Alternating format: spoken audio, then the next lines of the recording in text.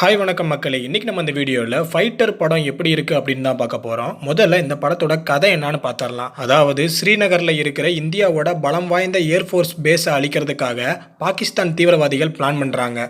மறுபக்கம் கேப்டன் அனில் கபூர் தலைமையில் இந்தியாவிலேயே இருக்கிற பெஸ்ட் ஜெட் ஃபைட்டர்ஸை வச்சு ஒரு டீம் ஒன்று ஃபார்ம் பண்ணுறாங்க.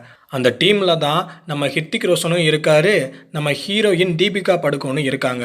ஸோ இந்த ஹித்திக் ரோஷனோட இந்த டீம் எப்படி எதிரிகளோட திட்டத்தை முறியடிக்கிறாங்க, அதில் நடந்த எமோஷனல் அண்ட் ஆக்ஷன் சம்பவங்கள் என்ன அப்படின்றது தான் படத்தோட ஒன்லைன் ஸ்டோரி. லாஜிக் மிஸ்டேக் இருந்தாலும் பரவாயில்ல, எனக்கு ஆக்ஷன் படம்னாலே பிடிக்கும் அப்படின்றவங்களுக்கு இந்த படம் ஒரு தரமான படமாக இருக்கும். பட் நார்மல் மூவி லவர்ஸுக்கு இந்த படம் பிடிக்கிறதுக்கு ரொம்ப சான்ஸ் கம்மி தான். படத்தோட ஃபர்ஸ்ட் ஹாப்பை பொறுத்தவரை பாகிஸ்தான் தீவிரவாதிகள் போடக்கூடிய திட்டம், ஹித்திக் ரோஷனோட எமோஷனல் ஃப்ளாஷ்பேக், அனில் கபூருக்கும் ஹிருத்திக் ரோஷனுக்கும் இடையில இருக்கிற மோதல், அதிரடியான ஆக்ஷன் சீக்வன்ஸு, மாசான இன்டர்வல் பிளாக் அப்படின்னு படம் பார்க்குறதுக்கு நல்லாவே இருந்துச்சு. நான் இப்போவும் சொல்லிட்டேன், லாஜிக் மிஸ்டேக் நிறையா இருக்கும். ஆனால் அதெல்லாம் ஓரமாக வச்சு பார்த்தோம்னா ஃபர்ஸ்ட் ஹாப் சூப்பராகவே இருக்குது. செகண்ட் ஹாப் பொறுத்தவரை நிறைய லேக் இருக்குது, அன்வான்ட் சீன்ஸ் நிறையாவே இருக்குது. ஸோ அதை கொஞ்சம் கம்மி பண்ணியிருக்கலாம். பெர்ஃபார்மன்ஸை பொறுத்தவரை ஹிருத்திக் ரோஷன் வழக்கம் போல் கலக்கியிருக்காரு, ஆக்ஷன் சீக்வன்ஸில் மிரட்டியிருக்காரு.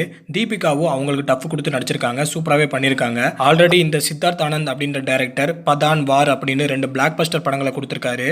ஸோ அதனாலேயே இந்த ஃபைட்டர் படத்துலையும் வார் அண்டு பதான் படங்களோட சாயல் நிறையவே இருக்குது. அதே மாதிரி 2019 நடந்த புல்வாமா அட்டாக்கை பற்றியும் சில குறிப்புகளை படத்தில் வச்சுருக்காங்க.